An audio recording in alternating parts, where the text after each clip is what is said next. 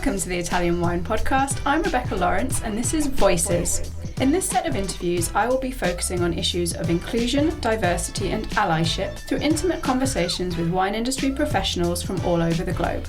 If you enjoy listening, please consider donating through ItalianWinePodcast.com.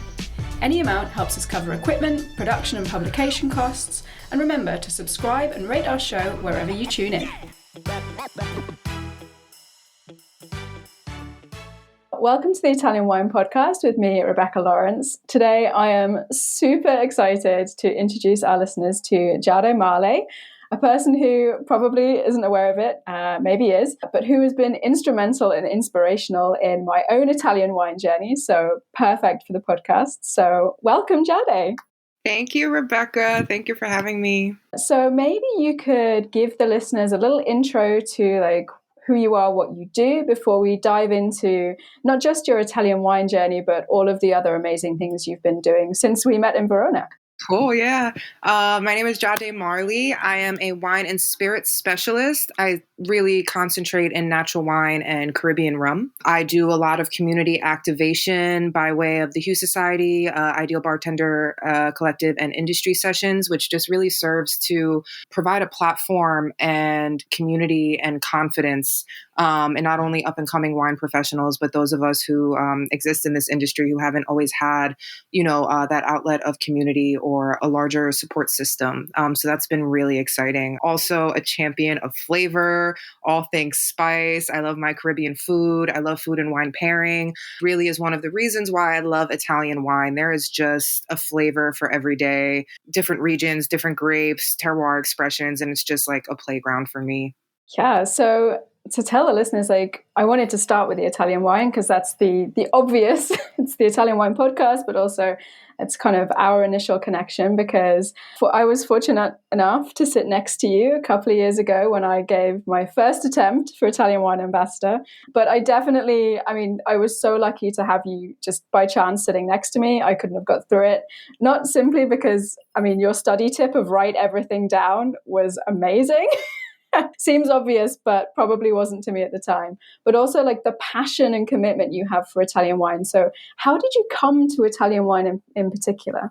Cool. Yeah. So first, we have to thank Michelle Erland for that write everything down thing. She also has gone through the Vin Italy International Academy a couple of times and brought me along. And that was the first thing she said. She's like, so much knowledge. There's not a rubric of what's going to be on the test. Just write it down, ask later. So big up to her. But I bartended for years and years. And I really tried hard to get into the craft cocktail scene. Again, I love flavor and I wanted to play and experiment. And I had a really hard time landing a job that I thought was prestige, that I thought could really grant me access into these spaces that I wanted to be in. And I tried that for a few years. And then 2015, right after the big Somm push, and all of a sudden my eyes opened up to, I always knew about sommeliers. I knew that there was the wine industry. I didn't realize the empowerment that a certification could give you. So I enrolled in a culinary school program, ICC, with Scott Carney. And I took a program to essentially train me to pass the CMS level 2 certified exam. And which is funny because they do almost no Italian wine education. But about a week after I got my certification, I landed a job at a place called L'Amico. It was a new restaurant opening on 6th Avenue in Manhattan in the Aventi Hotel. A gentleman by the name of Percy Rodriguez was the beverage director. And he hired me and I spent 3 years there. It was an exclusively indigenous varietal Italian wine list. I still have one of the first books that we had that was 3 pages. We had 5 Barolos. And by the time I left, it was this 25-page Italian wine Bible with 30 different Barolo. It was beautiful. And while I was there, I got the opportunity to travel to Italy quite a few times. And, through my friend Michelle, who I actually went to ICC with, she put me on to the Vin Italy studies. So I went over to San Francisco where I got my ambassador certification.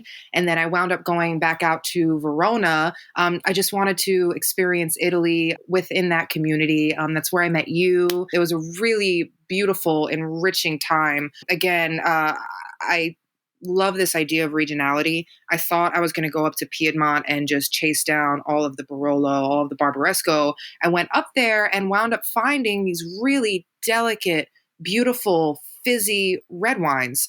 And I spent 2.5 weeks just going through the Lange and going through these hills and meeting all of these sparkling expressions that I still haven't found here. And that blew my head open even more to like the regional specificity and just the pride of the people and the knowledge that people have of their own products within Italy has been so inspiring to me. And it's actually really kicked off the way that I approach Caribbean food and beverage, which is that like it's not a monolith.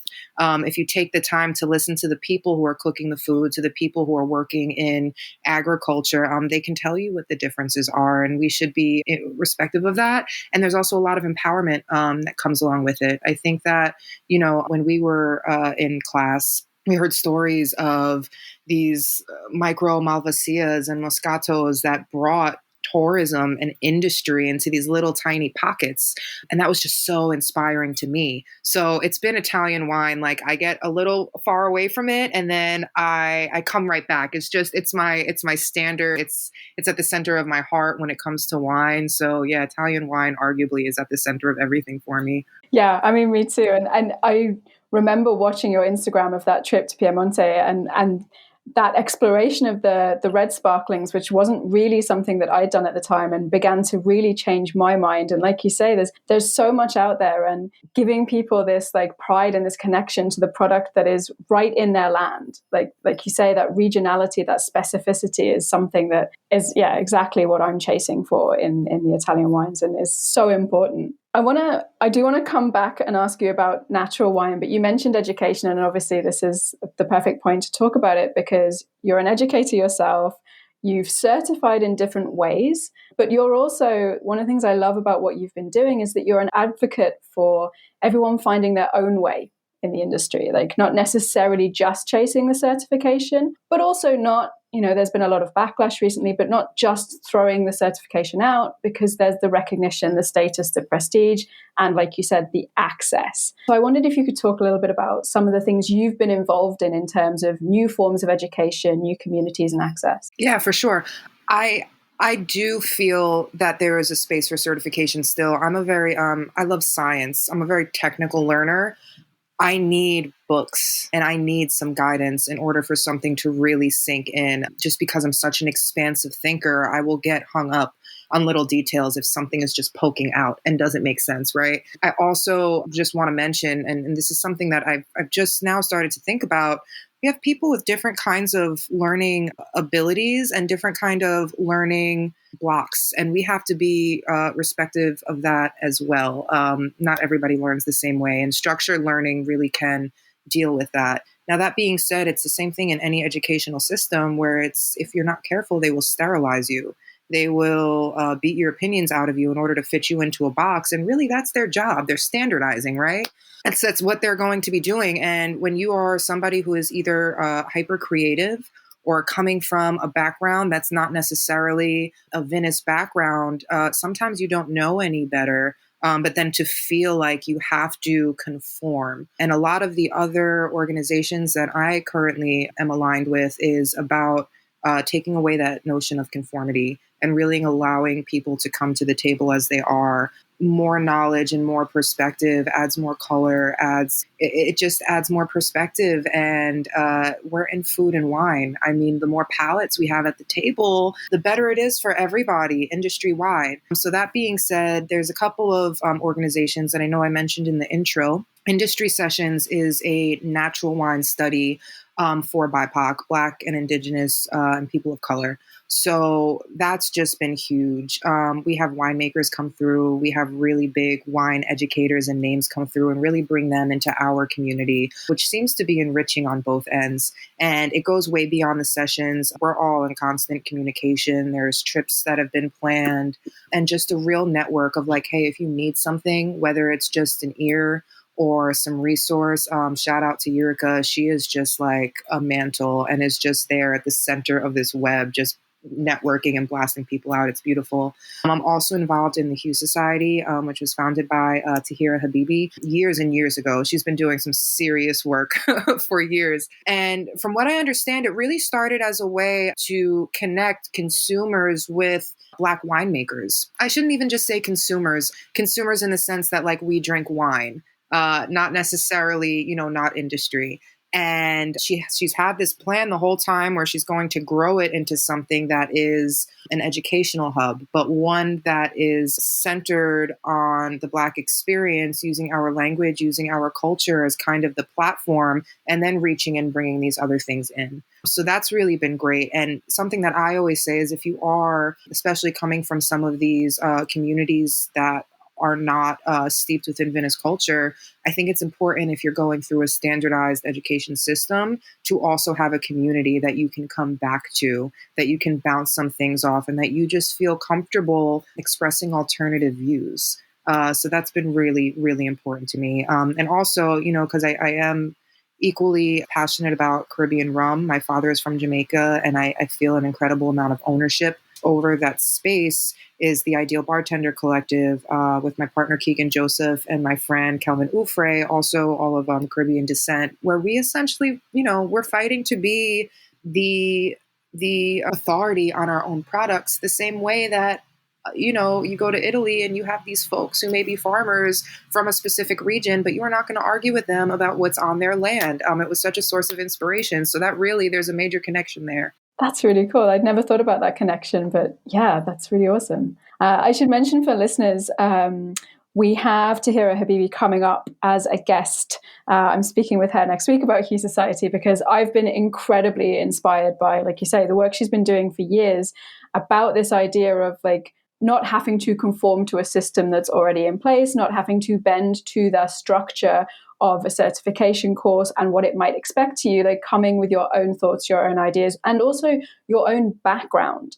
Like we all have a different background and it's all equally valid to our experiences. And the work she's been doing about representation is just, like yourself, like it's just so important. And I've been super excited by it. And the industry sessions as well, for listeners, please check out their Instagram because it's super useful for anyone in the industry to just help educate and re-educate yourself. Like for me as an educator, that's been really vital for me about how I approach my sessions. And I'm going to talk to you a little bit about food and wine pairing, which is something I really struggle with in myself as a teacher, particularly as a teacher working within the confines of WSET, has been a little bit infuriating about the narrow scope of how we explore flavor and the Western background that comes from and the very limited Western background that comes from. And we'll get to that. Definitely, because I really want to talk to you about that. First, let's talk a little bit about natural wine, because I know you're a huge advocate and you have a new role with Knit Wine, I believe. So tell us about it. Yes, it's great. We're all about decentralizing power around here. And shout out again to Tahira and Eureka. They get all this access and then they just disperse it and spread it, and it's beautiful. And with Knit Wine, we're essentially doing the same thing. It's a cooperative distribution platform. When you're dealing with importers who are so focused and community oriented, namely in these really often overlooked regions of Greece, Lebanon, Palestine, Central Europe, and we also have some Italian importers as well, it can become a little difficult to grow because it's like, how many Greek wines can you stock on one shelf before they're like, hey guys, Greece can't take up 3/4 of my shop. So by kind of banding together, we're helping each other grow because we can meet minimums together, we share a rep, but we are allowing each book to really maintain autonomy. I think something that's really happened is we're seeing some of these importers who their names are becoming bigger than the wineries that they represent. And sometimes this can cause some issues because when you're trying to keep up with the Joneses and really hold up your own brand, you might overlook some things at wineries that you previously would not overlook. Or maybe you just don't know because there's too many things going on. I'm not saying it happens on purpose. It's just, it happens. So this is kind of a way to not only applaud proper sourcing, but also to encourage it. So that's really exciting. And the two Italian wine importers that I'm working with are Hootannany, which is Summer Wolf, and the Maritime Republic, which is Chris Leo. And he's really concentrating on central Italy. So a real class in La Marche, Lazio, and Calabria, which is awesome because, as you know, we don't really speak about central Italy, So this is just great. I love my teammates. I love the company. It's really feeling like my worlds of serving community and just my passion that I have with wine and spirits are really coming together through that platform. And I should also mention that using this platform, I'm going to be curating an American wine book called By the Hand, and we're pretty excited about that. That'll launch really soon. Super exciting. God, I don't know how to keep up with you because you're just doing so much stuff. So let's talk about the food, because as you said, you started in kitchens. I believe you started as a prep cook. Obviously, you did culinary courses, and obviously your Jamaican heritage has been a huge influence on you. So how have you managed to weave this all together? Talk to us about food and wine and flavor. Yeah, cool. So I was a prep cook when I was like 16. But as soon as I was able to waitress, I was in front of house because, oh my God, back of house, bless you. You guys, you do the work. But I've just always been around food. I've just always loved food. I grew up, there was like 15 containers in the fridge, and throughout the week, you pair them, you scoop. My mother is Jewish and my father is Jamaican. Both of those cultures are really food centric, So even just the experience of putting those two things together really expanded my palate, honestly. But as I was waitressing and as I was bartending, I did that for the first 10 years of my career. I was always in the kitchen. I was always kicking it with the guys on the line. I was always asking and watching and smelling, and without realizing it, really developing my palate. So when I got into wine and like that was part of my job, like, wait a second, I'm supposed to this is what I'm supposed to be doing? Like, flavor, that's it. I just leaned all the way into it, And honestly, for a very long time, my culture and my job, both very important to me, lived in separate parts. And once I started with the food pairing, it's like everything just came together. And it's why I'm such an advocate for food pairing. Not everybody comes from a wine background. Everybody comes from some kind of food culture. We all eat. So if you're able to meet people where they're at with food, the wine just naturally comes. So even when I was a som at a restaurant, I would ask the staff, what do you eat? Let's pick a dish and then let's see what wine would pair with that based on structure, based on weight, based on whether you want it to be complementary, and let's go from there. So to me, food should be at the base. And then we grow with wine. I think it's part of our jobs as wine professionals is to kind of diversify our own point of reference on food. We're not only serving European folks. I mean, there's a big old world out there. And for the wine industry to grow, we have to embrace more people. That's just, it's better for all of us. So I should draw listeners' attention because you've been doing a series on Instagram called Black Food Folks. So what is it? So it's great. Black Food Folks started about a year before shutdown as an in-person gathering of Black folks and food. Because again, I mean, we all need community, right? We all like to chat and exchange with people who we don't have to give a preamble to that just kind of get it. It says a lot. And after the pandemic hit, their online presence kind of picked up. But really, ultimately, after the murder of George Floyd, there was this massive kind of influx of followers. I remember it went from them having something like 10,000 followers to like 2 days later, they were up in the 30 or 40,000 followers. Now, that's not to say that this so much influenced the work that Black Food Folks was doing. I think something that's really special about Black Food Folks is what they do is for the community. All of these outside eyes, very much welcome, but it's not at the center of what they do. So through the pandemic and the platform and growing, they launched a series of talks, and they were really, I found a lot of comfort and a lot of camaraderie in the earlier talks. And I was on with Jackie Summers, who was doing a spirit-centric, or I should say a bev-centric happy hour.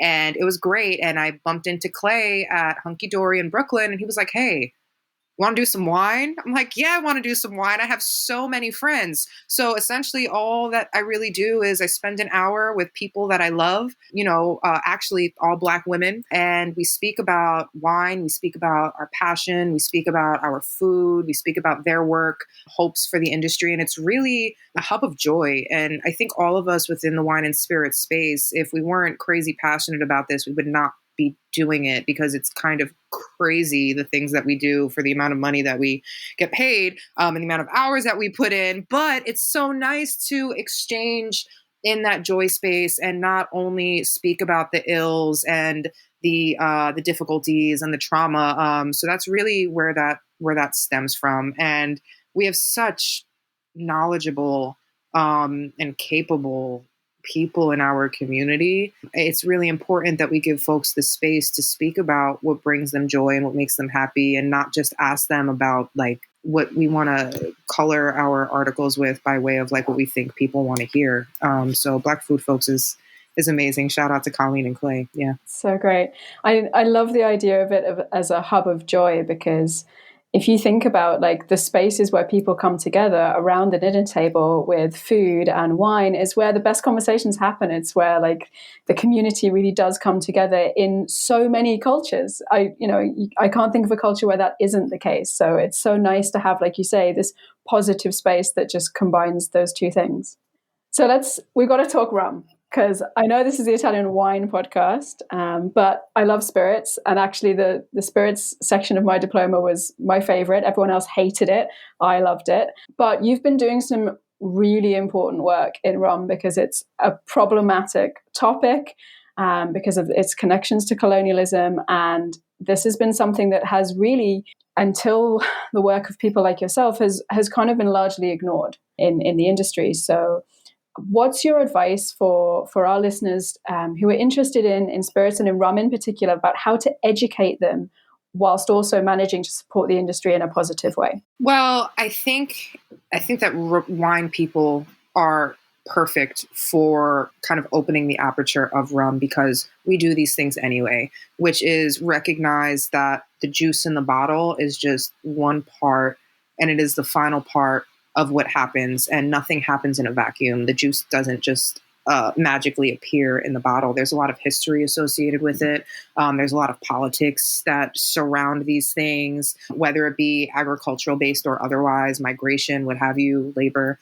And it's really important, especially when we speak about a region that has been so colonized, to look at the history of the places that these rums are coming from. We know about the triangular trade, we know about the transatlantic trade, but if we stop thinking about it as just like this thing that magically ended, and we recognize that there are threads that are continuous, that we can place right back at that time, it kind of opens your eyes to saying, wait a second, but who has been held accountable? In what ways have they been held accountable? I'm not somebody that necessarily believes in cancel culture. I do believe in calling people in, and I do believe in asking for changed behavior. And I do believe in saying, okay, the harm has been done. So like, now how do you repay those people who the harm has been done to? Each island has their own significant terroir and their own expressions, no doubt, but there were major players that affected all three of these islands. And I'm not just talking about mother countries. Let's speak about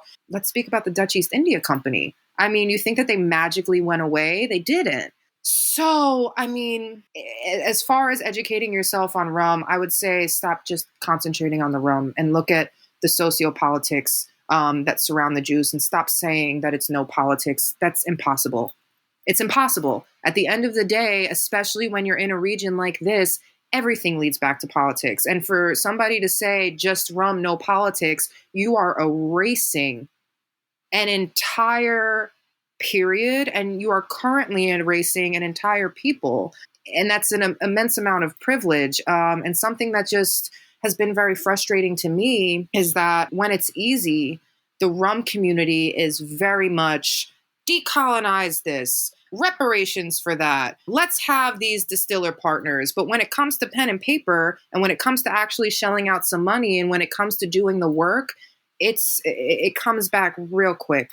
So those are just, I love rum. Those are just some of my frustrations. But as consumers, I think it can be very intimidating because we want to do good. And I think the way to really do that, again, is just to dive into some of those history books and see how some of these systems are still very much alive and well today. And as we're talking about decolonizing, just define what that means. And it's all connected. Like you say, you can't take, it's not just you can't take the politics out of it, because politics is people, and any agricultural product, I mean, any product anyway, but any particularly agricultural product is connected to people in some way. And it's really important to recognize those people and the history they've come from and the history that is continuing and perpetuating. So yeah, I really enjoyed your articles about it and your pieces about it. So I do invite people to like think about, when they're drinking the juice, to think about the people. And that's spirits, that's wine, that's coffee, that's tea, that's all of those things.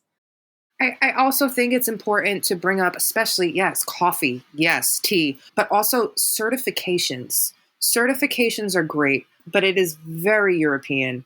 And there is an issue when you take certifications that are based upon European politics and also terroir and also development, and bring those same certifications, even if they're not official, but the standard of it, into foreign countries. We have to be really careful that we are not preventing folks from developing, especially in the natural wine category, where we love handpicked, where we love the idea of not using machinery. That's great if it's a choice. It's not cool if you are just cornering somebody and saying your product is less than if you use some of these more technological advancements. So yeah, it's a really big conversation. And I think going back to education, there's, for me, particularly in the bigger certifications, a huge amount of work to be done in bringing that history, in bringing the cultural backgrounds into the education, into the classroom, to demonstrate that,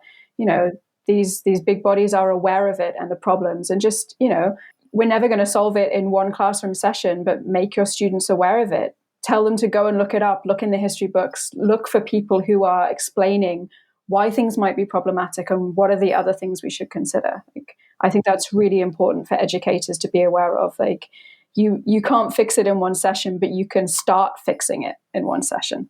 We plant seeds. My friend Juan says it perfectly, which is you put a little bit of sugar on the spoon, and then if it's sweet, they call it how it's sweet. They're going to go out and they're going to find some more. There's a lot of information out there. We can't teach everything, but we can trust that if we plant the seeds, that folks are going to go out and do a little bit more of their own, farming and tilling. So for me as an educator, it's very much being aware of maybe my own blind spots, my own failings in gaps in knowledge, and trying constantly to reach out to people and go, how can I do this better? Like, how can I help represent my industry in a more positive way and in a more inclusive way? And I recommend all educators and all industry professionals and just generally people to recognize that in ourselves and say, you know what, I'm still learning. It's a journey. Like, I've got some work to do. And sometimes our teachers are our students. That's like the biggest thing that I've taken away from industry sessions is like, if you take the supremacy out of education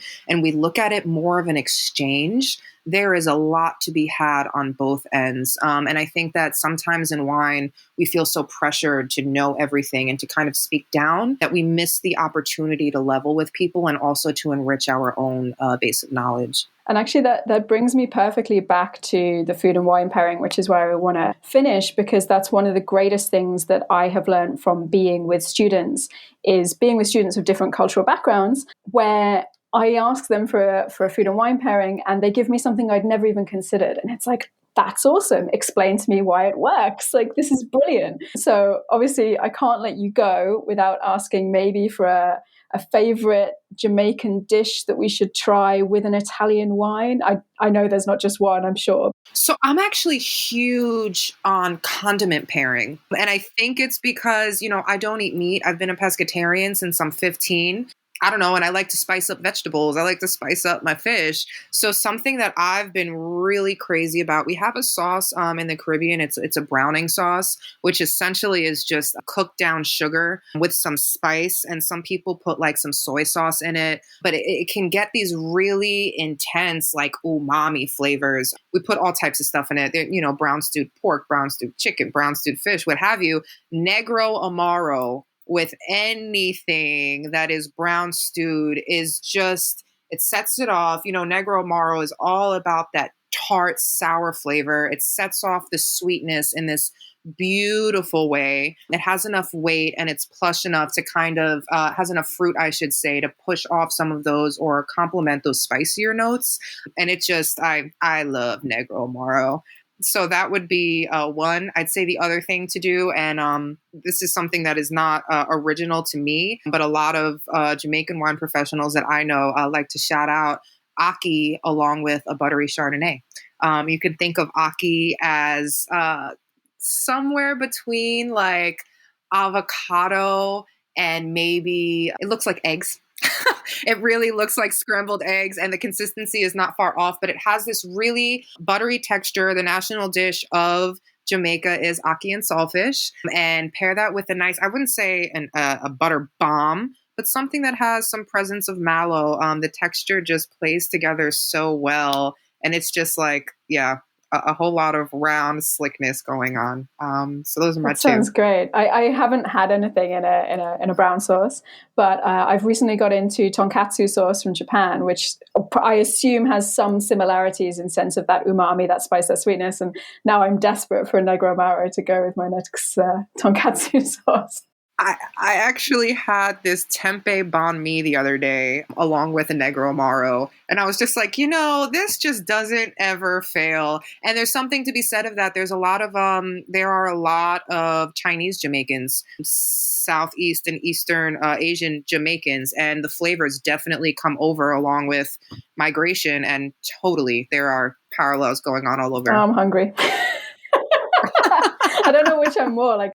Jahde, thank you so much for joining me on the Italian Wine Podcast.